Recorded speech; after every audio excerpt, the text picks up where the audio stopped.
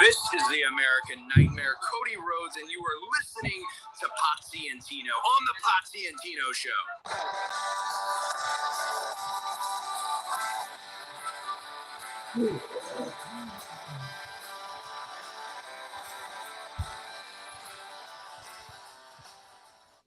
Isn't it nice to know that the largest free agent in all of pro wrestling did our intro for tonight for us? That's right, folks. It's the Potsy and Tino Show coming at you on a different night rather than our normal Tuesday nights. He's Tino. I'm Potsy. Our theme song is always brought to you by Adam's House Cats, called The Wrestling Song. It's available on iTunes for 99 cents. And Tino, we always start the show with something called What's Up With You? And I think you have a story to tell. No story to tell? No. Maybe off the air? Yeah.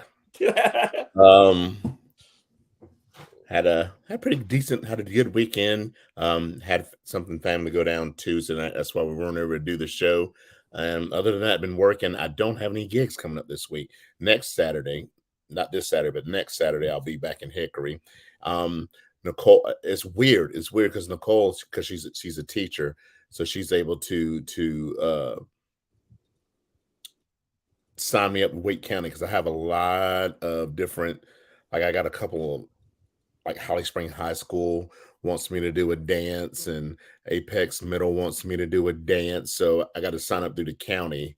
So I'm able to do these things. They have to do like background checks and all that stuff. I've done it. I had it before because I used to go on field trips. So it's just something they do, and it's just my it expires every once in a while. So we had to re-up that. So Nicole re-up that today. So that's about it, man. It looks like stuff's starting to pick up. I'm really excited about it. That's good, man. That's good. Joseph Lowe. Who's Joseph Lowe? Welcome to the show. Joseph Lowe is you finally got to check us out, Joseph. Joseph actually met me at not Carolina Fear Fest, but at Scarefest in Kentucky. Cool. And has since been following along in a lot of our craziness that we do here, Tino. He's been a fan of my comics ever since October last year. So I guess I'll go ahead and give the skinny on what's coming there. Junior High Horrors. I'm about a third of the way through writing Strangest Thingies 2, which may be the last Junior High Horrors book that we do. I know you were saying that last week. I was like, I hadn't realized how long Junior High Horrors has been out. It seems like it just came out. It doesn't seem like it's been out that long. Yeah, interestingly, with all of that, I you guys can probably hear that I've got a cold. The doctor doesn't know what it is. I went to the doctor last night. They were like, we think it might be strep, so they gave me the strep test and shoved the thing all the way in the back of my throat.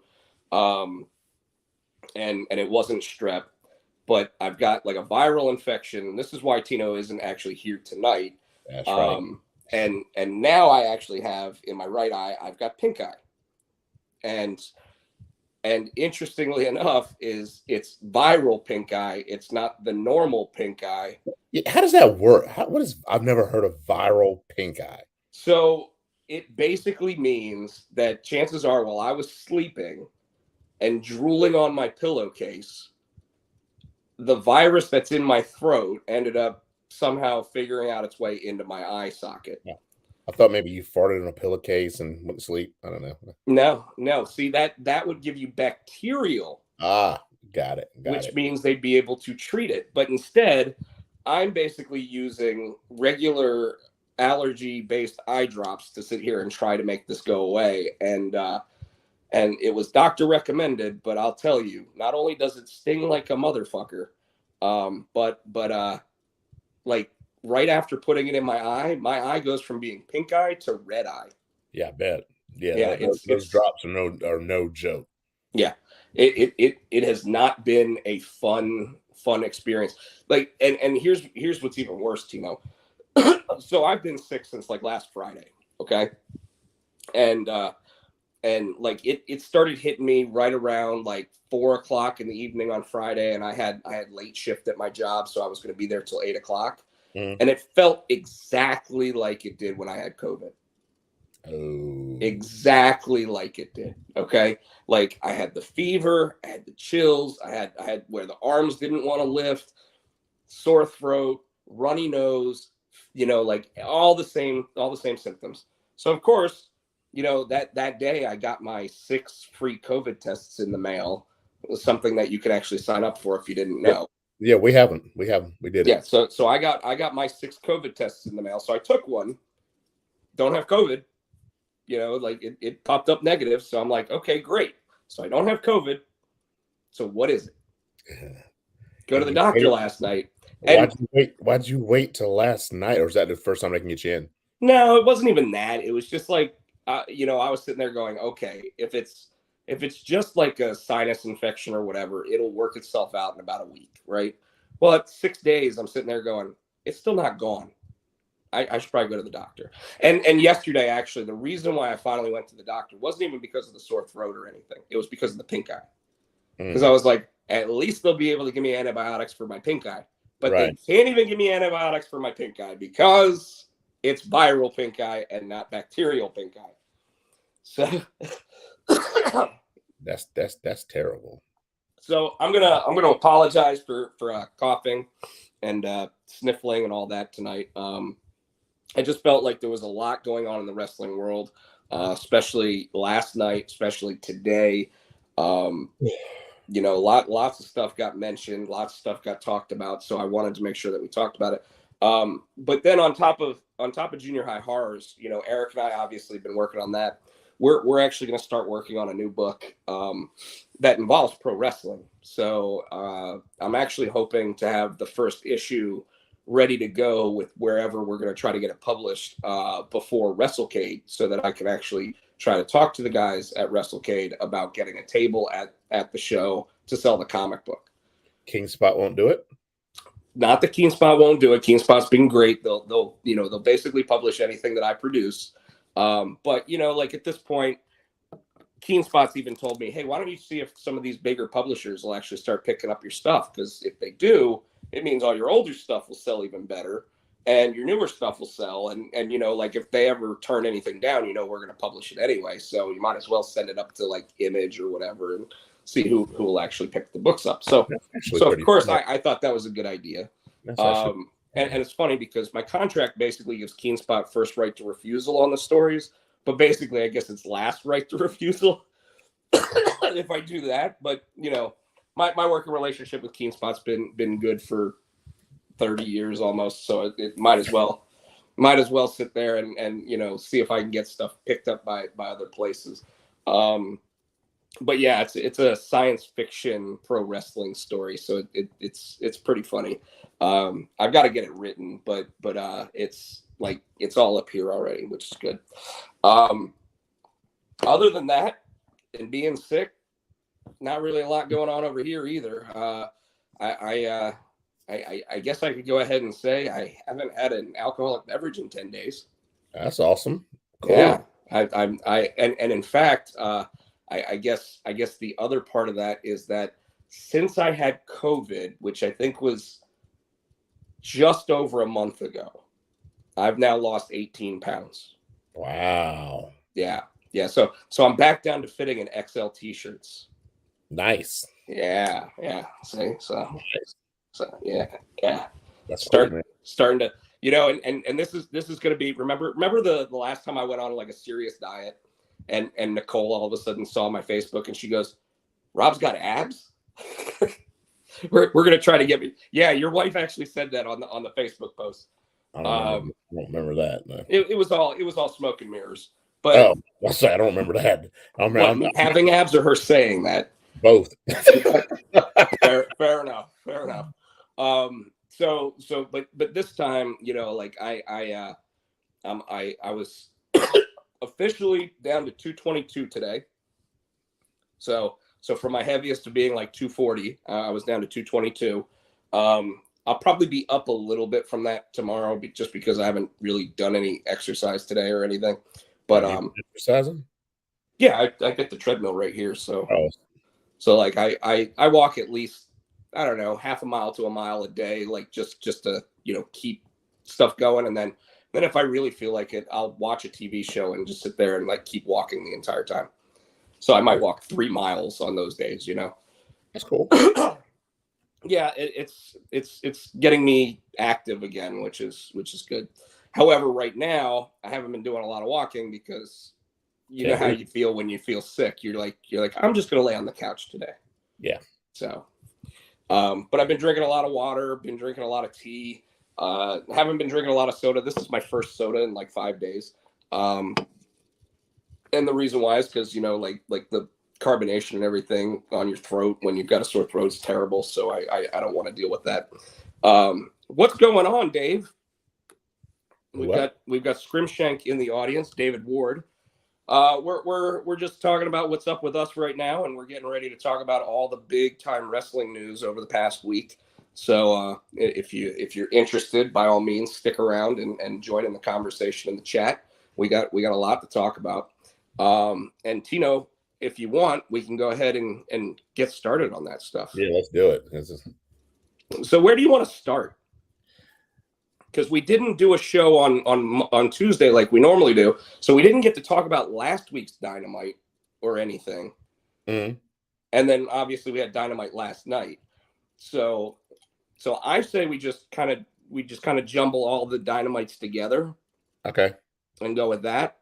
Unless you want to start with NXT 2.0. The only thing I want to mention about NXT 2.0 is we do have the Dusty Rhodes Classic, which was the night before last. Raquel Gonzalez and Cora Jade won theirs. Wendy Chu and Dakota Kai won, which they worked out well together. I was surprised to see. And what got me was the Steiner Brothers 2.0. Well, okay. So they start the episode off, just so anybody that wasn't watching, they start the episode off with the tag team match between Braun Breaker, Tommaso Ciampa, and the Dirty Dogs. And what was great about it was Ciampa came out wearing like a singlet, and it was like the hot pink, like Steiner Brothers colors. So it was meant to match up with Braun Breaker pretty well. But did you notice that it didn't really match up with Braun Breakers at all? No, and did you notice that even the commentary team said it was Steiner, or they said something, but they mentioned Steiner. So I don't know if the Vince is starting to kind of give them the okay to kind of let that go. I think everybody knows, you know, like kayfabe is such a thing of the past that I think that they know. I thought it was great that Ciampa got his win back over Dolph Ziggler. However, I did find it odd that he got the win back on NXT versus on Raw. You know, here you are sitting there trying to show a new guy off on Raw that might not have fans that watch NXT, and you have him lose his second match out there. I also didn't like that they changed his music when he went to Raw.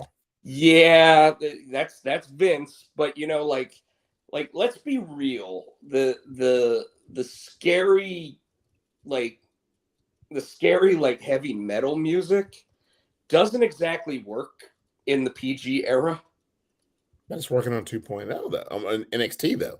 Well, NXT is supposed to be. Well, remember, even before NXT 2.0, they were getting a little racier on NXT because they were still going up against AEW, and of course, Ciampa's music was part of the whole Triple H design and everything else, right? Now, don't get me wrong, I still love "No One Can Survive." You know, like that. It's kind of like the Undisputed Era theme song. And the only place that you get to hear that now is if you watch Busted Open or listen to Busted Open. You don't get to hear that theme song anymore.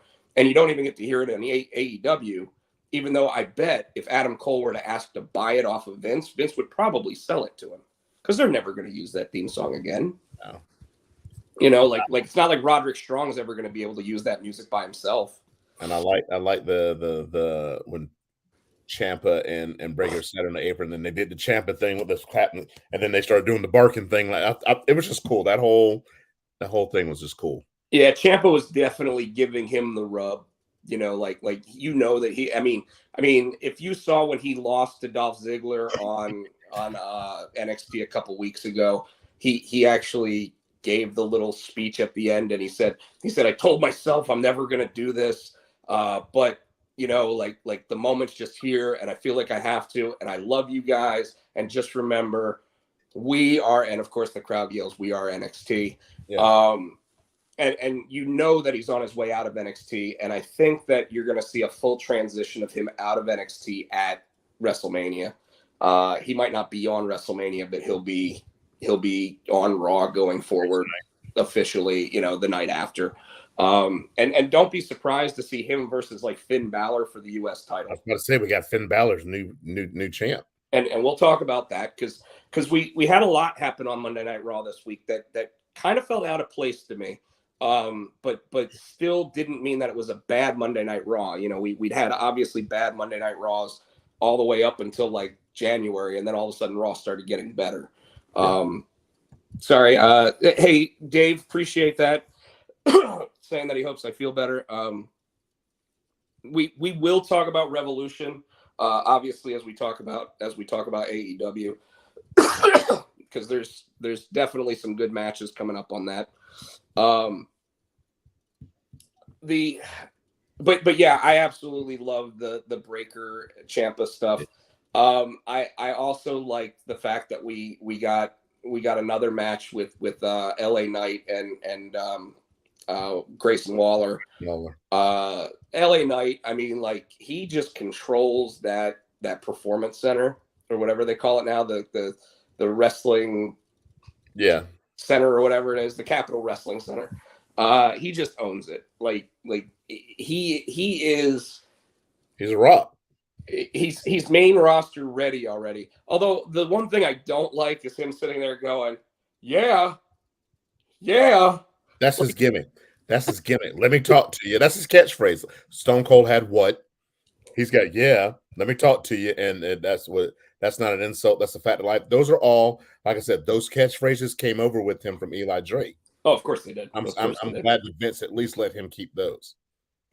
So all right. I don't want to necessarily talk about AEW next, because if we're going to talk about Revolution, I kind of think that we ought to talk about, like, just jumble it all together and put all that together. So how about we talk about SmackDown? Anything good on SmackDown this past week? Other than this coming week, DeVille's got to face Ronda Rousey. I don't see for whatever reason, I don't see a SmackDown thing on here. Oh well. So so Sonya Deville finally getting back in the ring. The authority figure, if you will, like going up against Ronda Rousey. Ronda saying she's gonna break her arm or whatever. I don't know how I feel about all that. I don't really care about it. I was reading or heard somewhere that Rousey has no plans to stay in after WrestleMania, which kind of, if that's true, she's got a year contract. She'll be there until WrestleMania next year at this rate. Now she may pull the Brock Lesnar where she only shows up for the big pay-per-views. I could totally see her disappearing for a while. So I guess what I'm saying is that means Charlotte's not losing that belt anytime soon. No, I think Ronda takes the belt from her. Especially, I mean, the way that they're pushing her, like, she's not being pushed to lose at Mania. And it's official. That's good. And it's official. It is title for title. Oh yeah. So that and that was the big thing I wanted to say. That and Sami Zayn versus Johnny Knoxville, which I told you they were going to do that. Even though everything said that there was going to be no Johnny Knoxville after the Royal Rumble, I was like, no, he's gonna face Sami Zayn at WrestleMania. With and again, folks, pardon the coughing. I can't help it. It's involuntary at this point. Which means Vince McMahon would absolutely hate it. But the Sami Zayn thing, I love Sami. He haluva kicked the shit out of Johnny Knoxville after he missed him with the first one. And like I think that after he missed him with the first one, he was like, oh no, I'm gonna hit you with the second one now. And he clearly tried to knock his head off. And I loved it, because Knoxville's willing to take it. But if you remember, if you ever watched the Jackass movies, there was one of them where he absolutely sat there and said, not in the moneymaker. Like don't hit here. This is where the money's made, you know. So of course that's when they shot him in the nuts with the pellet gun or whatever, Yeah. or the sandbag gun. But with the Brock and Roman thing, yes, it's title for title. I loved how they set it up. Actually, it's unification. Yes, it is. However, the rumor is that the very next night on Monday Night Raw, there's going to be another title that gets like decided on for like, so whoever takes that title, whether it's Brock or Roman, there will then be a title on Raw after that. What, like a new world's title? Yeah, remember how when they unified the titles way back in the day, and it was like Triple H that unified the titles, or I'm sorry, not Triple H. I don't remember who it was. Was it Jericho? Jericho was the first undisputed champion, but then there were like at Mania they made one title belt out of it, and then the next night on Monday Night Raw, like Ric Flair gave Triple H the World Heavyweight Championship. Yeah. You know, like so I have a feeling they're going to do something like that, except hopefully whatever they do with the Universal and World titles, they have a tournament to crown the next champion, not just hand over a championship belt. What's the purpose of unifying if they're just going to make another championship? To get you to buy the pay-per-view? I'm not buying the pay-per-view. I'm watching it free on Peacock. Well, you're not watching it for free. Well, I'm not paying 50, 60. No, but you know what I mean. So I would say that's what the plan is. And I could be wrong. You know, they may sit there and say that the champion's going to go back and forth between the two shows. You know, they may force Roman to sit there and be on both shows for a while they decide what to do with the belt. I don't know. But right now, I would say that Fox executives and NBC executives are not going to like one champion between the two shows. See what I mean? Yeah. So, all right. I do have some banners on here. Like, for example, Vince McMahon was on Pat McAfee today. Did you watch it? Did you listen to it? I watched bits, but I watched a little bit of it. I did see him say that he offered him a match at 38, but he still didn't say who. From what I saw, unless I'd missed the rest of it, he never said. He said, "We will find you a veritable opponent." So somebody. It was cool to see Vince just sitting back and just relax. Dude, he dropped 2 F-bombs. Yes, and he said, "I don't bullshit." So he said the word bullshit like 7 times. Yeah, and I was like, okay. Before the whole thing, I was like, okay. The only way Vince McMahon's agreeing to an interview at this point is if he controls the interview, right? And there was a point in the interview where he said, "Well, go ahead, guys, start asking questions." And then the one guy was like, "Okay, Vince," and he goes, "You're gonna find that I'm just gonna interrupt, and I'm just gonna tell a story instead of answering a question anyway." But and he like cut the dude off to sit there and say that, which was awesome. But it was a very safe interview. And I say that because, you know, the wrestling, like Steve Austin probably would have sat there and said, "How do you let a guy like Cesaro go?" You know, like you would picture Steve Austin being like, "I'm not going to hold back, Vince. Going to ask you the tough ones. Here's a tough question, you dirty son of a bitch. Why'd you let Cesaro go?" You know, and Vince would sit there and give his, you know, he'd be like, you know, but during this interview, like, he still gave nuggets of information, you know, like him talking about how like he went up, you know, he was not going to graduate college, and he ended up going up to 2 professors' houses and knocking on the door and asking them to change his grades so he could graduate college. And one of them said yes, and the other one said, "Get the hell off my lawn." So I thought that was funny. And of course, Pat McAfee's like, "Vince McMahon, college graduate. I'm not a college graduate, but you know, Vince McMahon is, you know." So, we found out that Vince McMahon will be the one inducting the Undertaker into the Hall of Fame, which is kind of what was expected, right? Yeah, I was kind of hoping it would be Kane, but yeah, we said it'd be Kane or Vince. Yeah, and you know it's going to end up being Vince. And he actually, I mean, he got a little choked up there, and McAfee was like, I see you getting choked up there. He's like, I'm not getting choked up, but he's like, Vince, do you want us to show you the video of you getting choked up? And he did say though that it's going to be the hardest thing he ever does because he actually likes the man. Ah. You know, so and he's like, and it's not, you know, I could talk about the Undertaker for hours, you know, because that's a character I created and blah blah blah. But talking about the man Mark Calloway, like that's going to be one of the hardest things I've ever had to do. And it's really cool to hear him say stuff like that because it does show A, that he does have emotion, B, that he does actually like when we see Vince McMahon in those videos and he's giving those hugs or whatever, he actually, you know, it's not a staged hug or anything. It's you know, he's actually hugging the man because he cares about him and because they're family at this point, right? So I thought that was really cool. But other than that, I don't really think that there was a lot of substance. Like I said, there was a couple nuggets of information, and I felt like it was a good interview because like you said, we got to see Vince McMahon chilling out. Yeah, you know, and that's the coolest part. And he was talking about how like when he works out, like once a month he'll sit there and put 1,000 pounds on the bar and do squats with it.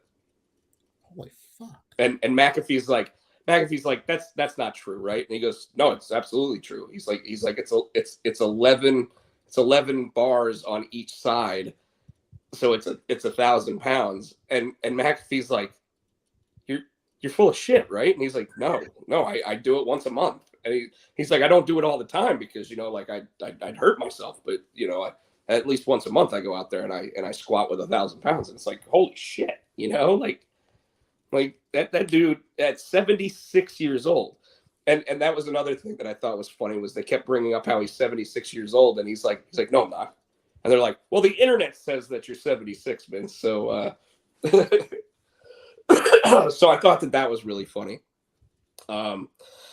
Isn't this the third Brock versus Roman Mania main event? And title versus title, the only way I care. Too bad they already admitted both shows have to have a champ.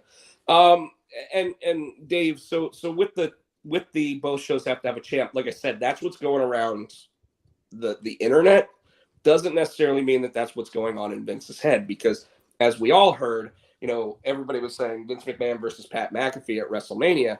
They would have set that up today with like Vince McMahon throwing the table or something and setting up a match there. And at this point, I think it's probably going to be like Austin Theory versus Pat McAfee. Yeah. You know, which even that, it's going to be kind of hard to set up because Austin Theory's obviously on Raw and Pat McAfee's on SmackDown. Vince will figure it out. I'm sure Austin Theory will just come out, take a selfie with Pat McAfee. Pat McAfee will sit there and be like, "Hey, what do you think you're doing? I don't do selfies for free." Push him or whatever and start a feud that way. I don't know. It's probably better than what they'll come up with for it. So, all right. What else? Oh, another thing on Raw.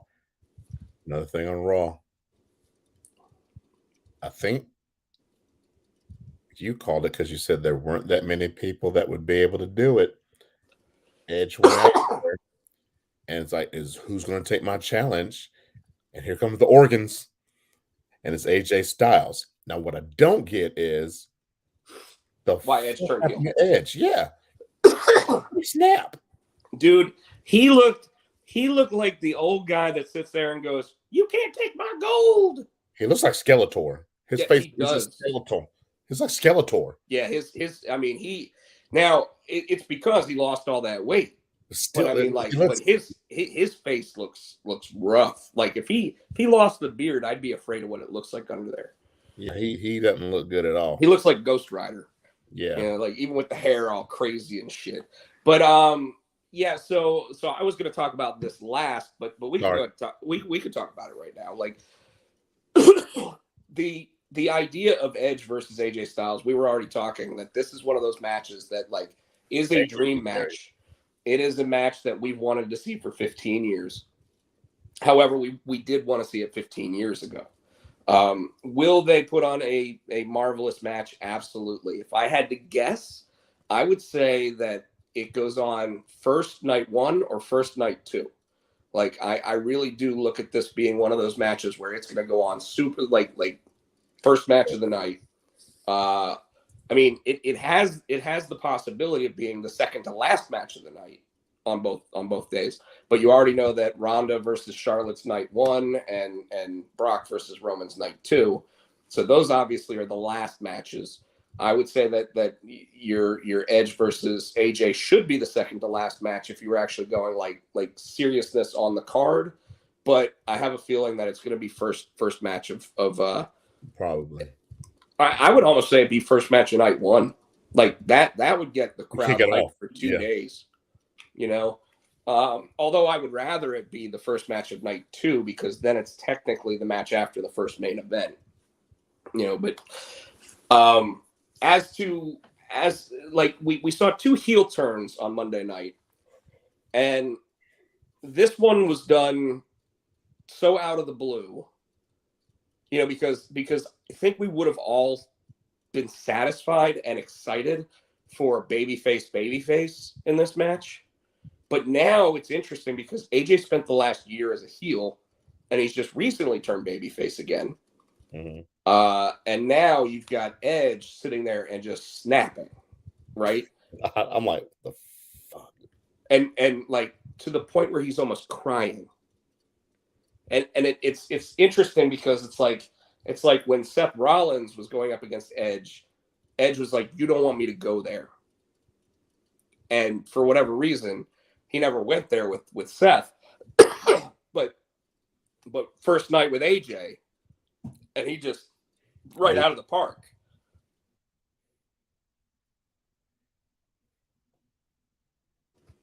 Sorry, I had to mute. Whew. So, is AJ off TV next week now? I mean, he took 2 concertos. Probably. You know? He should be off TV next week. And if he's not, he should have his full head wrapped up and be walking out on like a crutch. Something. Yeah, no, I would say that he should be off TV next week, and Raw should start with the spotlight on Edge in the ring, sitting in a chair with the other chair in his hand, and maybe even a little blood on the chair. You know, just AJ open. Doesn't matter. Like AJ didn't get up, so we don't know if he was bloodied or not, right? but you do it for the posterity and the effect of it, and you have him sit there and explain that he wants the Pitbull AJ, he wants the real AJ, and yeah, maybe he went a little too far. Maybe he got caught up in the moment. Maybe he lost his way for a second, but now he knows how serious AJ is about this match. And now it's up to AJ to determine whether or not he can make it back in time for Mania. And then you have Edge do a match with some random dude or whatever. And you have AJ come down and like go after Edge's legs or something with a chair. You know, and maybe not this episode of Raw, but the next episode of Raw. You know, because this next episode is going to be kind of like the blow off with Kevin Owens and Seth Rollins in the tag team title match. And like I think it's a throwaway episode of Raw. Well, I don't know now because Orton hurt his shoulder. Well, we didn't exactly expect them to win anyway, did we? Yeah. Shoosh. Love those t-shirts. I might order one. Shoosh. I like it. Thank you. And like Kevin Owens is like, you do realize that you say that's stupid, right? Yes. It was so funny. Hey Tino, do Tony get RH people on Impact, or do they work both shows? We'll touch on that when we get into the AEW stuff. I like how he asked you that question. He doesn't want to ask me. No, I'm kidding. He don't like you. Justin, great having you in the show. But so I love the idea. Like I loved how they played up the opening segment where it was the KO show, and KO actually looking like the guy who was trying to get gold out of like the old, like Yosemite Sam almost. Yeah, I think I saw a meme with him and Yosemite. Or was it meme with him? And I don't know if you saw his backstage segment with where on either YouTube or WWE.com, but he sat there and he was like he was talking bad about JBL and calling him a liar and being like, boom, roasted. And then he's like, what about you, Booker T? You want to sit there and say I'm a liar? Well, how about you're from Texas, but yeah, you spent most of your career saying that you were from Harlem. Boom, roasted. And then he goes, and Shawn Michaels, you know what? I don't really have anything bad to say about you except that you're from Texas. So boom, roasted. he is, dude. He's gold. He is, and he got interviewed by somebody just recently where they were talking about his new contract, and like rumored to be in the $2 million a year range or whatever. And he worked out the deal specifically with Vince McMahon himself. So he didn't go through talent relations or anything.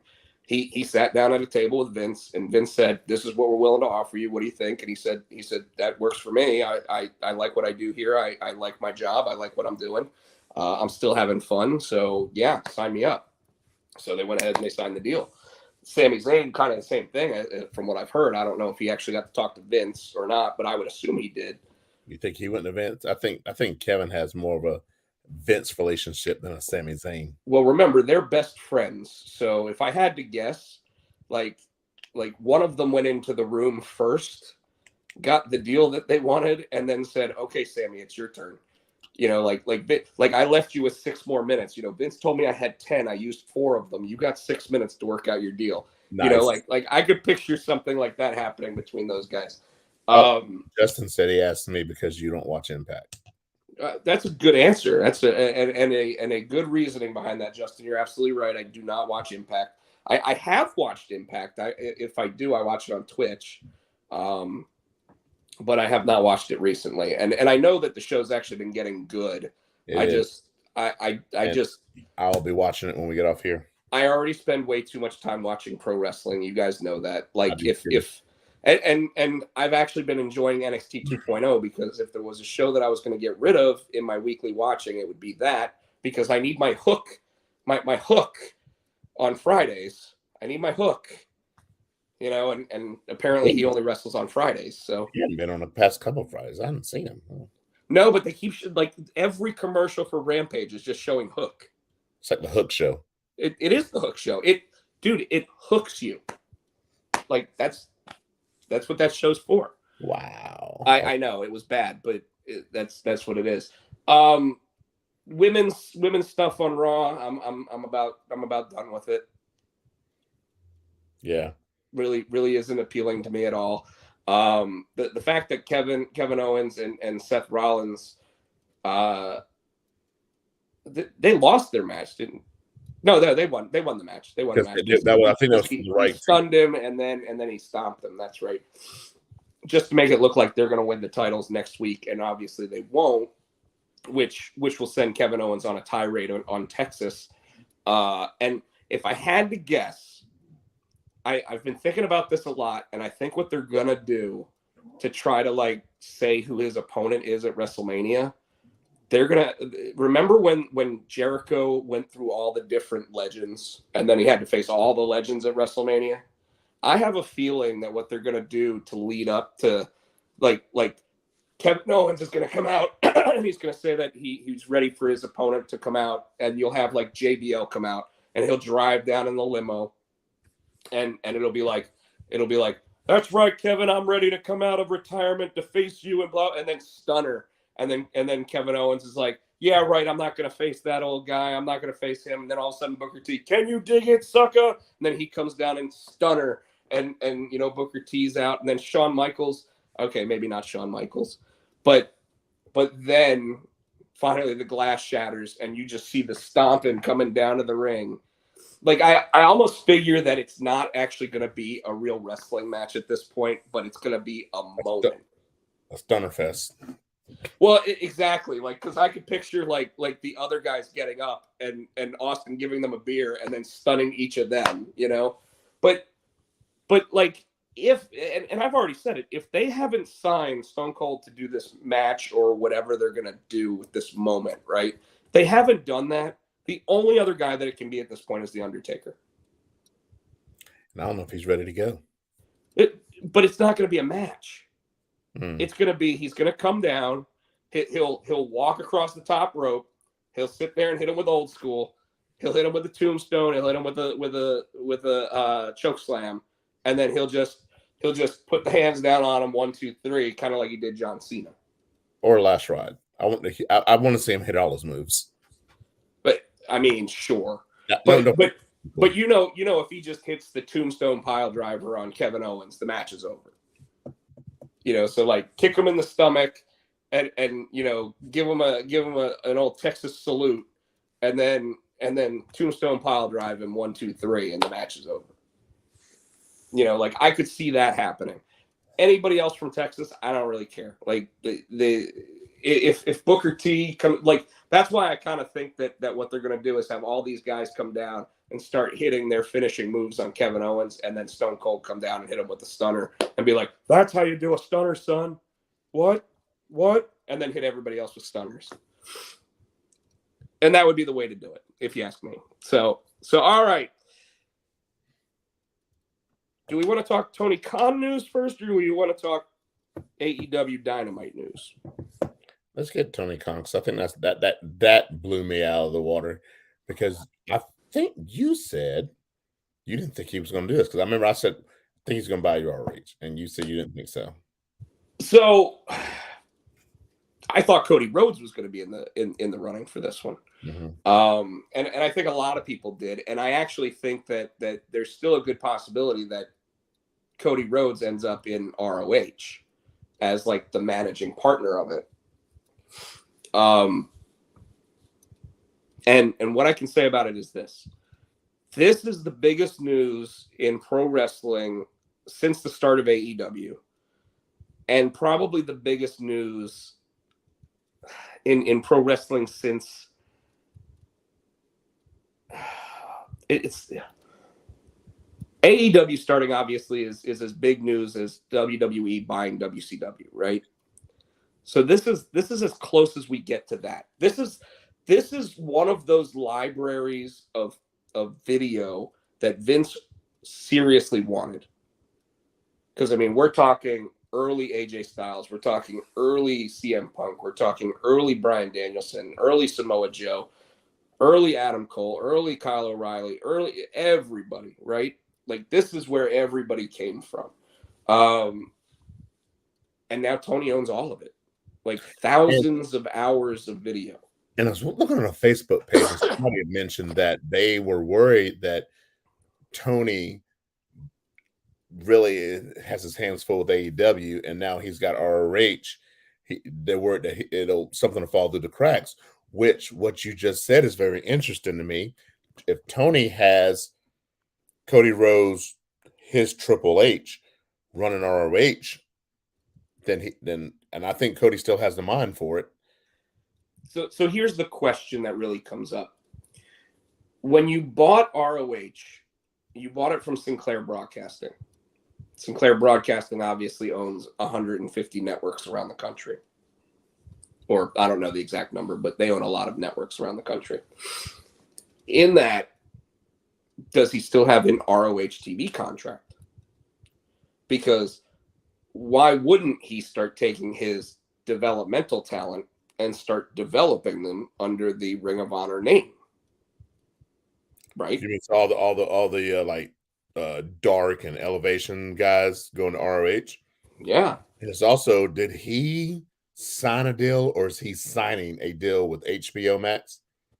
So there's no official confirmation on that yet. However, that is Turner.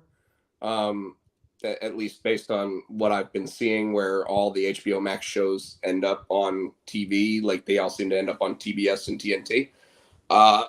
So I think that that's a possibility. I think that what you're going to see is obviously they're going to find out what exactly they have with the tape library. And because rumor is that he paid about $30 million for it, which is funny because Vince McMahon bought WCW for like $6 million and its entire tape library. So think about that. That was 20 years ago, but that's you say inflation, but the other side of it is that like, what could Honor Club have actually gotten if they had signed a deal with HBO Max, right?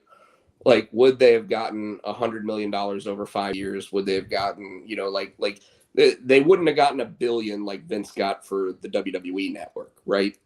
But they would have gotten substantial money because it's an existing tape library of things that people want to watch. And ROH never pulled the bullshit that like ECW did, where they had unlicensed music playing or whatever. Right. So you never had to worry about that. All the music that they would play would actually be the music that they had the rights to. So all things considered, like Tony Khan doing this basically gives AEW, because there's currently 40 plus wrestlers on the AEW contract that actually had wrestled for Ring of Honor at one point or another. So you now have the ability to do old school tape libraries of Kenny Omega's best matches in Ring of Honor, Cody Rhodes' best matches in Ring of Honor, Red Dragon's best matches in Ring of Honor. All these guys that you have the ability to sit there and look back at what they had accomplished in Ring of Honor. Bryan Danielson, Christopher Daniels, obviously the opening match last night on Dynamite, which was phenomenal. No offense to AJ Styles, considering the history that him and Christopher Daniels have. But here's another thing too. Ring of Honor is set to open back up. I think in April. Is it though?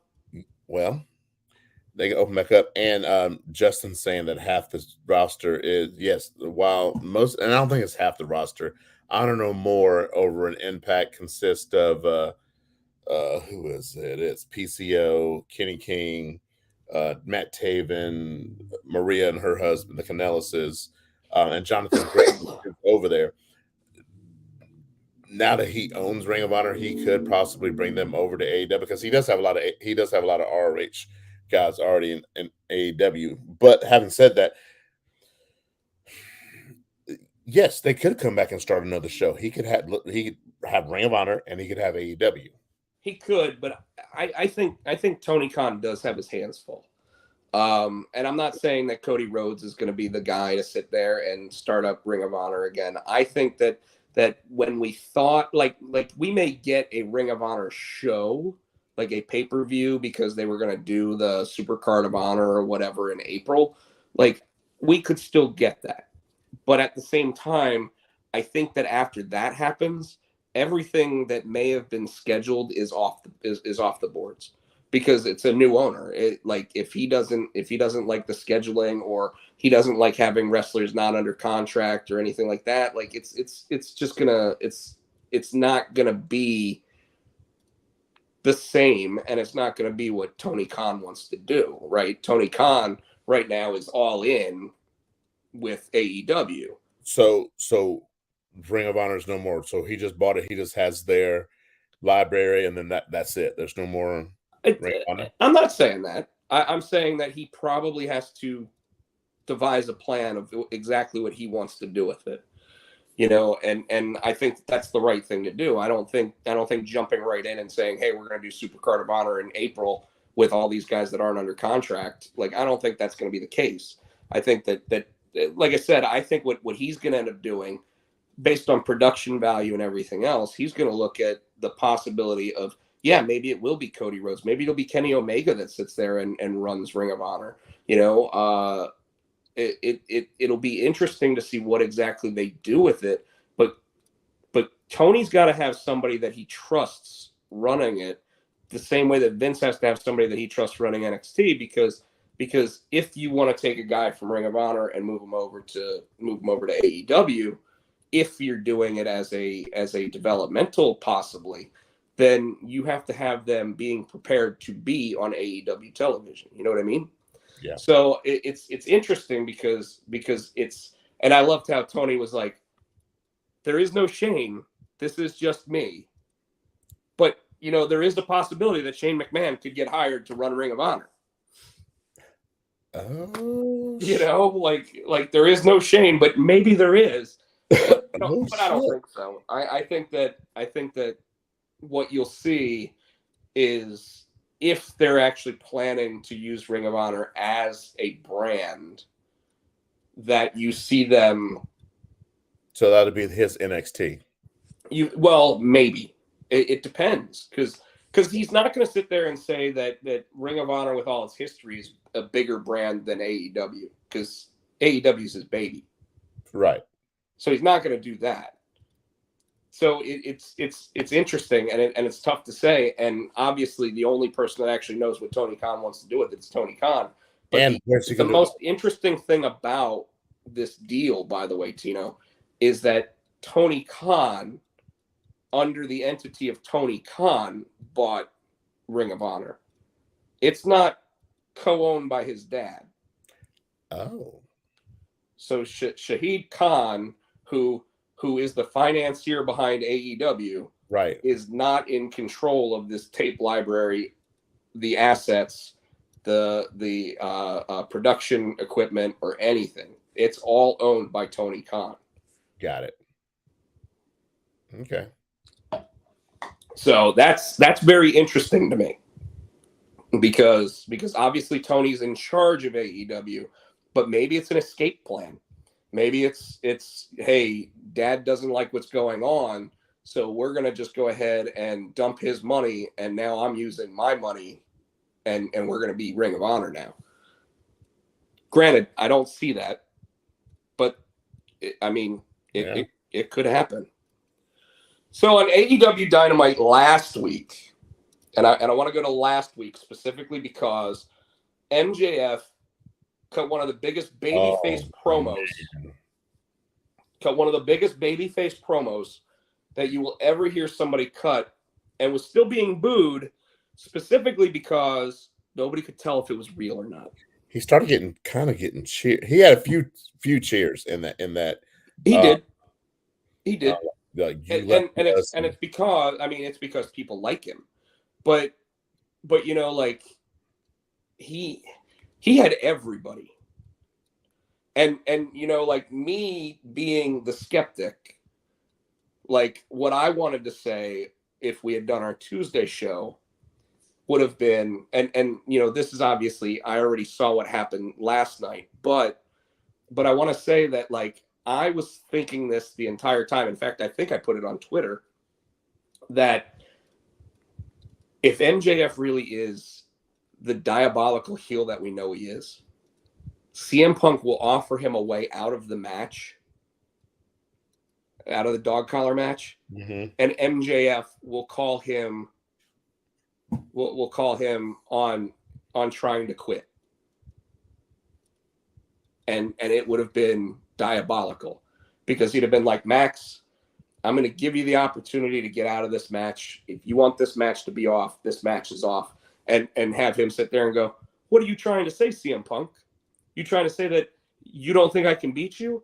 Or are you trying to say that you know you can't beat me? And you see that, folks? Like 7 years ago, CM Punk's just trying to quit on us again. And I would have loved it. But then I saw what happened last night. And this is after he had CM Punk come out, no music, everything else last week, and sit there and go, is it real? Is it true? Is what you're telling me right now true? That you meeting me meant so much to you that it helped you get through a really tough time in your life? Because that had CM Punk sitting here going like this, you know, and he didn't know how to handle it, right? And then, of course, CM Punk comes out last night, and CM Punk's sitting there, and also a very good promo. him sitting there saying that he would wake up, splash water on his face, and say, "Am I the villain? Am I the bad guy?" And then, of course, he had Max come down, and he sits there and he says, "I finally have an answer when I splash the water on my face and say, am I the good guy now?" Yep. And the answer is, I damn well try to be. And Max got the tears in his eyes again. He probably used some of this, to before he walked out. So he got that sting in the eyes, so the real red and everything else. Came down, and CM Punk put his hand out to shake it. MJF gave him a hug. As soon as I saw that hug, I'm like, yeah, something's about to go. What if they had just ended it there? I'd have been surprised. You would have been more surprised than with what happened. Because we all knew that the heel was going to be the heel, right? And I don't know if you saw the internet today, Tino. The internet? Yeah. But what MJF said after busting CM Punk open was directly taken from a Ring of Honor promo that CM Punk cut. So when he sat there and he said, the best thing the devil ever did was make people think that he didn't exist. Like, all of that was from a CM Punk promo back in Ring of Honor. Oh, shit. Yeah. So, and it's not the first time that they've done that, like, between the two of them. They MJF had come out before and actually used some of CM Punk's lines on some stuff before. But this one, like, and I'm not going to say that I remember hearing it or anything like that, but when I saw it on the internet, I was like, that's genius. Because he's like, I am evil, and I mean, they really busted Punk open bad, dude. Like that was stitches worthy. Like, and I don't know if that's the hard way or if he bladed. I think that was the hard way. I think it was a blade job. And I'll say it because there was a point where, and he might have gotten busted open hard ways first, but like he got busted like here, and then all of a sudden like he had it everywhere, and he didn't have it everywhere until he was outside the ring, and it almost looks like he was underneath the ring, the apron, yeah, and then all of a sudden he gets pulled back out, and then he's just covered. And it might have even been, they used fake blood at that point. I don't know, because Turner really doesn't like them doing that kind of stuff, but they get away with it because they ask for approval before they do it, which is something WCW never did.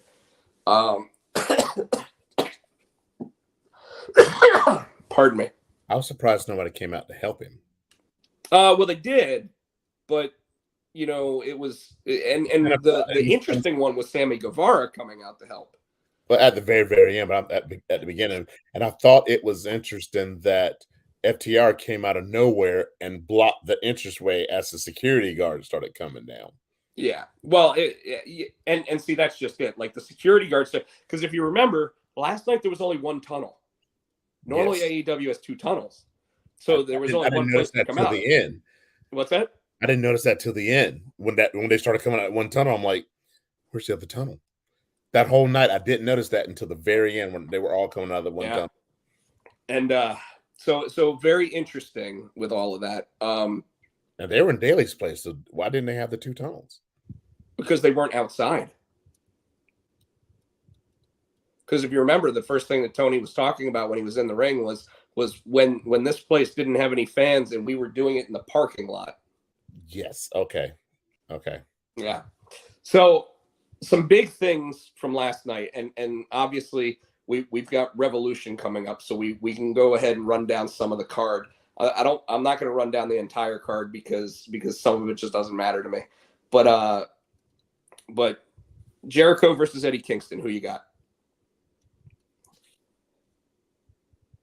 I'm gonna say Eddie, because when Jericho was doing that backstage interview and Santana and Ortiz came up to him and they kind of gave him that pound, I'm almost wondering if they're setting him up to lulling him into a false sense of security, and then they're going to jump his ass, It does kind of look like it. Although I found it really weird that after they fought and after they've been bitching and moaning at each other for like the last 6 weeks, all of a sudden they're giving pounds. That's why I say I think it's a setup. Like, did I miss something? No. Okay. It came out of nowhere. That's what I think it's a setup. Yeah. So I'm with you on that. Shit. I'm with you on that. And I also think that because Jericho said, if you beat me, I will sit there and give you my undying respect.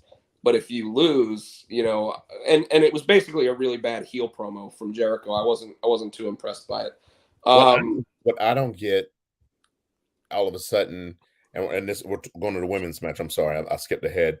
Why all of a sudden is Thunderosa and Martinez best friends now when 2 weeks ago they hated each other?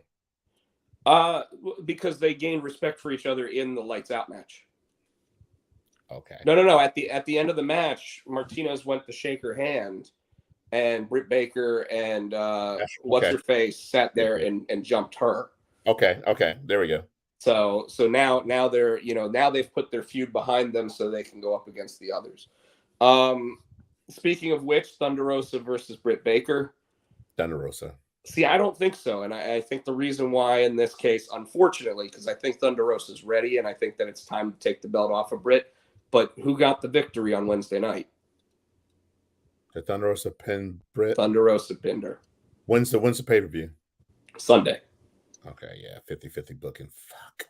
So and not even 50-50 booking. It was a tag match versus the singles match, right? So I think that Thunderosa loses that match. Now I could be wrong. Because she beat her Lights Out. She beat her in that one. Yeah, you're probably right. Yeah. So and I agree. Like, I didn't even think about the Lights Out match because that was about a year ago at this point. Yeah. All right. Did you catch any of the Being the Elite? The thing you sent me on TikTok. Where Adam Cole jumped in the bed with John Silver and what's his name? No, where Hangman goes, Are you fucking Adam Cole? So dude, okay. There was another one where, and apparently it's all part of the Being the Elite, like, docu-series or whatever. But Adam Cole, like, walks into the hotel room that John Silver and the other guy are in, and they're both in the same bed, right? And Adam Cole hops into the middle between the two of them and then hops under the sheets. So he's sleeping in the same bed with them. So then there's the Hangman one where he's like, "Are you fucking Adam Cole? Are you?" And he's like, No, I've never fucked around with him. I wouldn't even know how. There's none of this. I've none of this. So then at the end, we're strategizing. That was the best. So then there's a third video where Red Dragon shows up in the hotel room, and John Silver and the other guy are there, and Adam Cole is like, all right, guys, stop, just stop all this, because they're like pointing at each other and getting ready to fight and everything, and Red Dragon's like, what's going on here, Cole? And he's like, I told them to get out of my room. I don't even know why they're in my room, guys. And then all of a sudden, like, you see John Silver and the other guy go to leave, and John Silver's like, I don't know whose rum and coke this is, but I'm taking it. And he just grabs the rum and coke and starts drinking it, and like it starts walking out, and all of a sudden Adam Cole like looks out the door. And you see it like looking at Adam Cole, and he's like, guys, call me. Okay, call me. They're hysterical, man. It's just friggin' hilarious. And I don't watch Being the Elite, so like seeing the TikTok video and then seeing the other two videos, like it's hilarious. But okay, so tag team title match is a 3-way dance, right? Yeah, it's the red Dragon, the Young Bucks. And Luchasaurus and I don't know. I almost want to say retain. Retain. You think they retain? I think they retain because I think that everything looks like it's going to go one way or the other with Red Dragon or the Young Bucks, and then all of a sudden, like, one of them wins the belt, and then they fight each other. No, I think what happens is is it looks like it gets to the point where, like, okay, Red Dragon, like Kyle O'Reilly sits there and pins Luchasaurus or whatever, right? And it's 1, 2, and then all of a sudden, like, Matt Jackson sits there and pulls them off. And it's like, why did you do that? We were going to win the titles. And he's like, but we're going to win the title. And then those two start fighting until all of a sudden, like Jungle Boy ends up winning the match. Okay. It's the simplest booking, so that's why I'm taking it. Like, Okay. It just makes sense that Red Dragon and the Young Bucks have been working so well together recently that it's just going to force them to screw up. All right. Let's see. The ladder match, the Face of the Revolution. Now this is to get a TNT title match, right? I think it's gonna be Wardlow. So as much as I think it is, and Wardlow makes the most sense, especially after what's his face MJF said, and if you win the title, I'll actually let you keep it, which I thought was funny because he's gonna be like, hey, I know that I told you that you could keep it, but I really want some gold, and that'll be what makes Wardlow snap. Or Keith Lee. Keith Lee would be the smart choice, right? Except once again, what would that really show? That anybody that comes over from the WWE gets pushed into a high spot immediately. So who you got then? I like the Wardlow idea. I like that one. I think that it makes the most sense. Sean Spears could come down and help him actually win by hitting Keith Lee with a chair. That'll cause Keith Lee versus Sean Spears. And suddenly you've got high profile matches for all those guys. But that Revolution is where Wardlow turns. I don't think so. I think they'd hold it off long enough to where when Wardlow gets his TNT title match, when he wins the title, MJF would be like, I said you could keep it, but I really want it. You give it to me. Give it to me. And then that'll be when Wardlow finally goes, okay, and he hands it to him, and then he just decks him. I don't know. I think the Revolution. You might be right. I'm thinking Sunday that'll be the turn, but you might be right. Sunday would be a good spot for it, but I think that it takes away from the CM Punk versus MJF match if they do it there. Because now let's go ahead and talk about it. MJF versus CM Punk dog collar match. CM Punk will get his win back. So we're going 50-50 twice in Chicago. Well, is Revolution in Chicago? No, but I think because he's been rubbing that in the CM. Oh, that he did beat him twice in Chicago? I beat you twice in Chicago. And if we're doing 50-50 booking, it's time for CM. I don't think CM Punk has beat him yet. He is not. There you go. Yeah, I kind of agree. Bryan Danielson versus Jon Moxley. Banger of a match. Two clashing styles. Has Danielson lost yet? To Hangman once. I think Moxley, dude. I'm going with Mox. It's weird to me because Danielson has been looking like a babyface the past couple weeks until he beat up Christopher Daniels this past week. He's been heel. I've been thinking he went up against the guy from 2.0. Yeah, but he's okay. Remember, it's one of those. He's doing heelish things, and he's got heelish. I've been thinking he was heel this whole time. I mean, since he started going against Hangman, he's definitely played the role of the heel. But like I said, like the past couple weeks, he hasn't really been healing. Now he did against Christopher Daniels because he obviously said we start the match with a handshake, we end the match with a handshake, but we're not in Ring of Honor anymore. Question, and they made a comment about it in the beginning of the match. His eye, is that real? No. Okay, because I was looking at it because they was like, yeah, since he's went out because whoever messed up the Young Bucks messed up his eye, and I'm looking at it, I'm like, it looked like it was just a contact, like a contact. Yeah. Okay, I was like, I hope his eye really fucked up like that. I got something in my eye. Speaking of, so you say Moxley? Yeah, I think in this spot Moxley should win. I think Danielson losing only high profile matches, it keeps him hot. So I'm okay with it. And I think that Moxley hasn't had a big time win since coming back. He's just been facing garbage talent. So I say I agree. I say that Moxley gets a big victory. Danielson bleeds. But I could see it going where after the match, Danielson snaps on him. Yeah. Oh yeah, I'll be fine. I mean, Moxley's going to win, but I think Danielson, like you said, probably will snap. Yeah. Are there any other undercard matches that are worth talking about? Trying to think. The Sting, Darby Allin, and Sammy Guevara versus what is it, 2.0? Is it 2.0? No, I don't know who they're facing. No, who they come in and save? I think it's the Elite. It's no, who is it? It's not the Young Bucks. Fuck, who is it?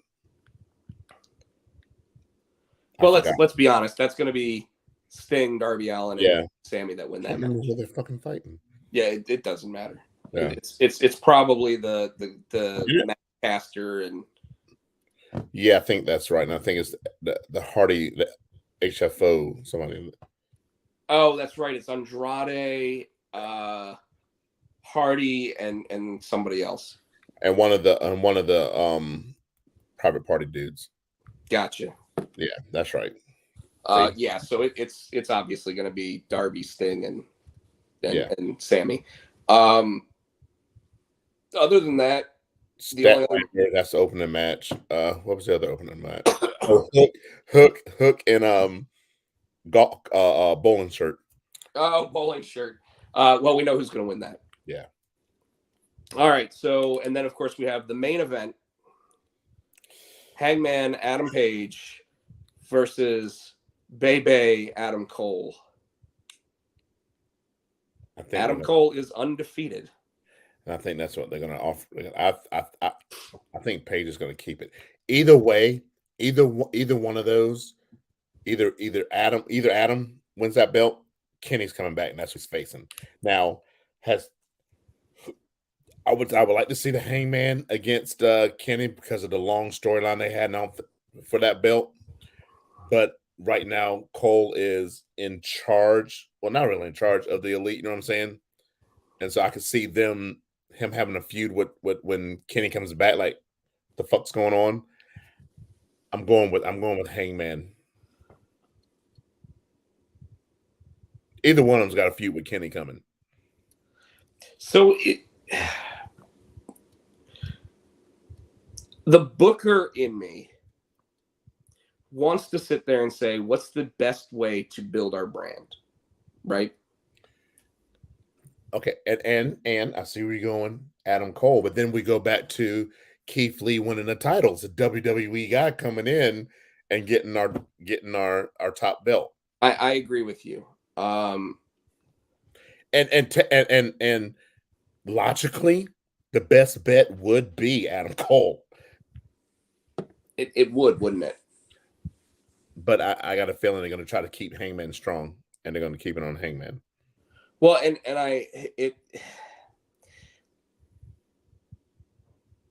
the two main titles they have been very protective of. Which one besides the world the title? Men's and the women's. Okay. You know, obviously Brit Baker's been champion since she beat. But if they gave it to Thunderosa isn't a WWE person. What's up, T? Yeah, we missed Tuesday. Thunderosa is not a WWE person, so that would, if they wanted to give it to her, nobody would say a word. Well, but I already said that, you know, the reason why I'm going with Brit Baker is because Thunderosa beat her on Wednesday. But with so the men's main event match at Revolution is interesting to me because like you cut me off and said that making Adam Cole the champion is your best way to build your brand. He's I hate to say it to Hangman, because Hangman has represented well since he's been the champ. He's bled almost every match since he's been the champ. He checks almost all the boxes, except he doesn't put new butts in seats. And I still think that Hangman's going to win this match, because I like your idea that Kenny comes back, but I don't think Kenny comes back to challenge Adam Page. I think he comes back and One Wing Angels Adam Cole, causing Adam Cole to lose the match and causing the inner feud of the Elite and the Undisputed Era. Right, and obviously we can't call them the Undisputed Era at this point. Didn't they come up with some other name? What was it? Yeah, I don't remember what it was. They've said it since. Yeah, they said it once, and I think they're waiting until they, until there's possibly another member. Notice who hasn't been on WWE programming since the whole thing started. But who? After Roddy lost the belt, he hasn't been on WWE TV. Like, he went up against Gunther, and that was it. I think he's off. I mean, I think he's still stuck because he's Diamond Mine. He's their centerpiece. But is he? Because, like, I haven't seen him be with Diamond Mine in weeks. Now, oh shit, that's what I wanted to say about NXT, and it's about the Diamond Mine. You're right. Roddy hadn't been on. The Bivens talking shit to Gunther, who saved Bivens. So is Solo Sequoia going to be Diamond Mine? Oh, dude, did you see Solo get his ass kicked by Gunther this week? Oh, he got the shit chopped out of him, and I'm like, yeah.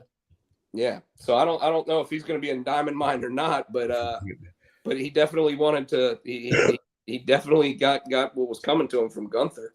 But sorry, it's so weird saying Gunther. Yeah. But this match, man, like I said, as a booker, I want to grow my business, and the money would be on Adam Cole. But I agree with you. I can't, the way that they have moved the championship only like once a year. I can't see them taking it off of Hangman yet. Even though I would venture to say when Adam Cole's on TV, they're getting better ratings. Yeah. And I got tired of Kenny being the champion, but that's an unfinished angle. That's an unfinished story that they started telling, Well, that's kind of why, like, I could almost see this becoming a three-way dance between Adam Cole, Adam Page, and Kenny. But you don't think that'll cheapen it? You know what I mean? Because they were tag team champions together. They were brothers together. They came up, and just to finish that to tie a bow in that story of Kenny and Hangman. I thought they did already. I don't think they did. I mean, Hangman beating him kind of was the bow. Hangman he did beat Kenny for that title. Never mind. You're right. Well, yeah. Whereas there's definitely a storyline between Kenny and Cole. Yes. And that's why I have a feeling like Kenny will come down. He'll make it look like he's going to help Adam Cole, and then he'll turn on Adam Cole, give him the one-winged angel. Page won't even see it. So are we saying that Kenny comes back Sunday? It makes sense if he's ready. Okay. He was out with surgery, so I mean, like, is it possible that he causes Adam Cole to lose and he's still not back to wrestle yet? Possibly. Or you just keep hernia. It was hernia, right? I don't remember. It was a hernia or something. I thought it was shoulder surgery, but shoulder surgery being a hernia too. They found while he was out, he got something. I think he had a hernia or something fixed too. So he was getting all the surgeries while he was out. I mean, it's like the Undertaker, right? Like go in and be like, all right, just take care of everything. Yeah. So, this. Yeah, do some of this. So that's pretty much all I got for tonight. Yeah, that's it. Yeah. You know, I would say that I had more, but I really don't. And I probably need to save my voice. Especially if you got to work tomorrow. Yeah, I'm taking a half day tomorrow just because I don't feel well. You still need to get rest. I'm sure rest will help you. Yeah, the problem is, so my job only lets a certain amount of people take off at that one time, right? Right. And of course, tomorrow 2 people had already put in and requested time off, so they wouldn't let me request more than half a day. So I got to go in from like 9 to 1. So I still got to be up early. I still got to be at work early. Well, you said you're up early even when you're off, right? So I mean, so when I take NyQuil and then I take a melatonin or 2, like I can be out until about 9:30, 9:45, you know, but like now it's going to be okay. I'm going to sit here and try to watch some Law and Order because, you know, the original's back. That's what I'm saying. Why don't you stop trying to watch Law and Order and get your rest? No, I did. I'll fall asleep on the couch watching Law and Order. No. I sleep better on the couch anyway. Yeah. But anyways, and I don't know if you watched it, but you know they brought back the original Law and Order now. You haven't watched it. I never watched it when it was big. It's been like 20 years. I've never watched Law and Order. I've never watched Law and Order. So interestingly enough, Anthony Anderson's on it now. Yeah, see that. Yeah. And of course he plays the moral and just cop. Whereas Jeffrey Donovan, who used to be on Burn Notice, plays like the loudmouth like Irish cop. Is Richard Belzer still on it now? Oh. What about but they brought back Sam Waterston. So like the really old guy that played Jack McCoy, the Attorney General. Yeah, he's like 81 years old and he's playing the Attorney General in the show still. Oh fuck. Now is ST still on that? Ice-T's still on SVU, yeah. Oh, SVU, that's right. They had him and Mariska Hargitay are like the long-standing ones on that. And then of course Chris Melanie came back, but he's on Organized Crime now. So like Thursday nights, it's 8 o'clock, 9 o'clock, 10 o'clock. It's all Law and Order, man. Like it's wow. And like every so often, like Organized Crime and SVU will cross over with each other. So like you have to watch both episodes to get the whole story of that one. And I never got into in a Law and Order. See, man. And the funny thing is like I didn't watch it for years, and then all of a sudden I heard that they were bringing Chris Melanie back to start his own Law and Order show, and I was like, okay, well I was like him on SVU, so when they brought him back in an SVU episode, which is like the 490th episode or something, like the way that they set it up was he showed up in that show, and then the next episode, the first episode of Organized Crime happened, so he spun off into his own show. Because Law and Order, and Law and Order is NBC, right? Yeah. So I wonder if I can go. It's on Peacock. Like the long. Oh, you know what I mean? Dude. Yes, like all 20 seasons of the original Law and Order are on there. God, it's special SVU, Law and Order, Criminal Intent. That was the one that had Vincent D'Onofrio on it. And Organized Crime. Yeah. So Law and Order, the original, was on from like was on from like 1990 to like 2010. And then they canceled it, and then they brought it back this year. And even the lawyer that they've got in it is the guy that played Will Graham in Hannibal. So like, I'm on Law and Order now, and it does say 20, but it says they've only got 13 through 21, so they don't have them all. And season 13, they got the dude that plays the dad, plays on the Flash. He plays what's her? Yeah. I'm looking at him now. Jesse L. Martin. Yeah. So it doesn't have them all, which I need to. I do. I want to go back and watch it, but here's what's interesting: is every episode is its own story. So like Junior High Horrors, you don't have to watch from episode 1, like because the characters change over So while you have some characters that are in there constantly, like Mariska Hargitay's been on SVU since episode 1, but and unfortunately, yeah, they have kind of tried to develop personalized stories within the episodic block, but for the most part, you're still watching one episode and getting one full story. The only one that's different is Organized Crime, where it was like last season was 10 episodes and this season seems to be a full season, but like the last season with 10 episodes was all one story. Mm-hmm. And then this season's all been one story as well, whereas all the other shows are just one episode, one crime. Well, I'm trying to find it because Peacemaker's done.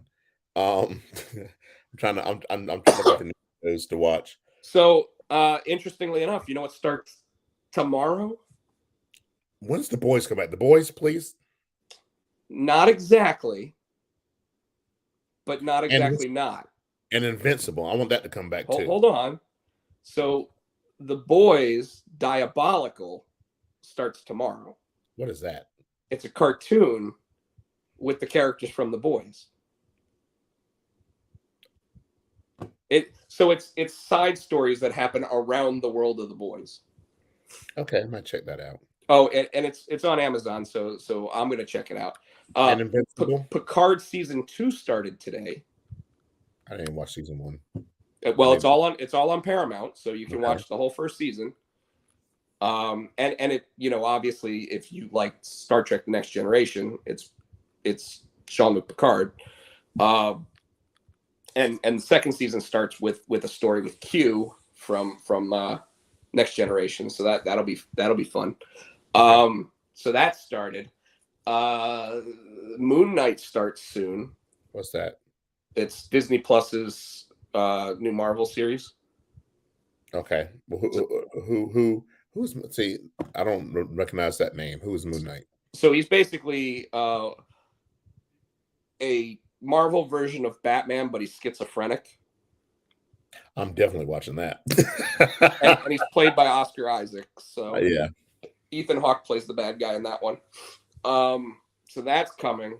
So there's lots of stuff coming. Okay. If you haven't watched Reacher yet on Amazon, watch Reacher. Okay. Because it's got the guy that played Hawk in Titans playing Jack Reacher. Okay. And it's excellent. When is our wrestling one coming back? Heels probably won't be back until like July. If you have Showtime, Billions is about 6 episodes in. Okay. And I'm rewatching Dexter right now, like the original. So I'm in season 2 already. I'm trying to think of what else. There's another show on Showtime. Oh, Super Pumped started the story of Uber. Mm-hmm. With Joseph Gordon-Levitt and Kyle Chandler. So that one's really good. The mayor of Kingstown. Did you finish watching Tommy Lee and that Pam and Tommy Lee show? There's one more episode. So is it good? Dude, it's excellent. Okay. However, the funny thing about it is, like, for the first 5 episodes, they're not the main characters of that story. There's a guy played by Seth Rogen who is the main character, and he, like, now that Seth Rogen's lost all this weight, he's got this huge head, but he's like oblong now. Like, he's just so weird looking. And of course, because he's dressed like 90s, he's got his shirt tucked into his jeans and everything, and he glasses. And he's got this Jerry curl mullet thing going on. It's so perfect. You watched it with you that first night. That's right. Yeah. Dude, that girl looks just like her, and he looks just like him. It's scary. Oh, and Hulu actually. So not only do they have that, but they have a new movie coming out called Fresh tomorrow, where Sebastian Stan plays like a weird guy that like picks up women, and so same guy, so Winter Soldier, and he picks up, like, in the movie he picks up this girl, and it turns out that like he's like a cannibal or something. So like he picks her up and she comes over and everything, and they're like dancing and stuff, and I've only seen the preview for it, but while they're dancing and everything, like she starts feeling woozy and whatever. And she's like, "What's going on?" And he's like, "You wouldn't believe me if I told you." So, you know, and then like you see them like eating like people. Nice. So like lots of stuff coming out. Like, and of course, the Batman is actually in theaters this weekend. Yes, it is. So I'm gonna check that out too. Yeah, I would say that I'd go with you for that, but I got offered to go see that tonight, and I couldn't because I'm sick. I'm not going to give anybody pink eye. I appreciate that. Yeah. All right. But if you decide that you want to hold off on Batman and see it when I get to go see it, then let me know. All right. All right, there. Now I've given everybody like all the different TV shows that are out and everything else going. Oh, and Joseph Lowe says that the Vikings spinoff on Netflix is good. Hulu actually has the original Vikings if you haven't watched that. Nicole is wrapped up in not the Vikings. What is it? It's an HBO show. The Red Wedding. What's that? The Game of Thrones. Yes, dude, she's wrapped up in Game of Thrones. She's gonna hate the end. That's what everybody says. So don't say anything. But I would tell her to go through season 7 and leave it alone. Don't watch season 8. Nah, that's not my wife's style. So she's gonna watch it all the way through.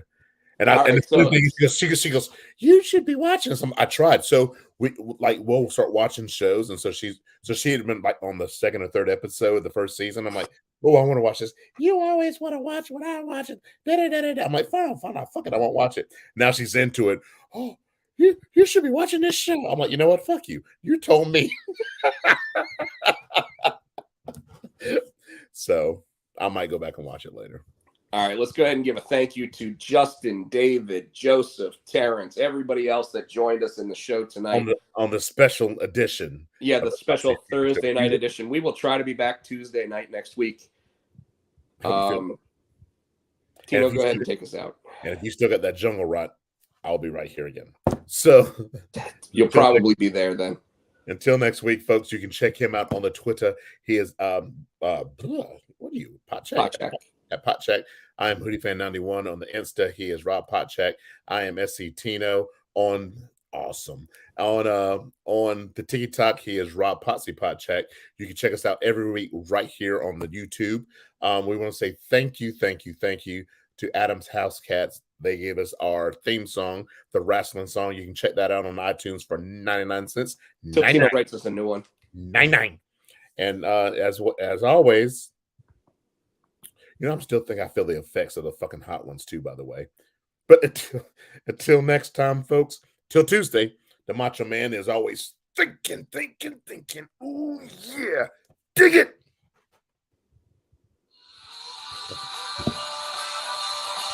Way to go, Rob.